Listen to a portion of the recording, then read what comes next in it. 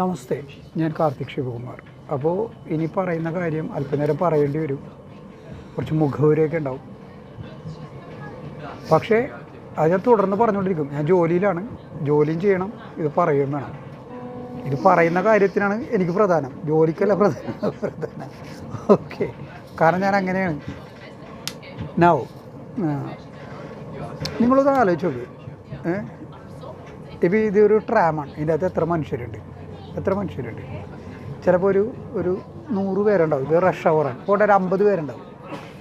അപ്പോൾ ഒരു 200 വർഷം കഴിയുമ്പോൾ ഈ 50 പേരിൽ എത്ര പേരുടെ പേരുകൾ ഓർമ്മിക്കപ്പെടും? ആലോചിച്ച് നോക്കും.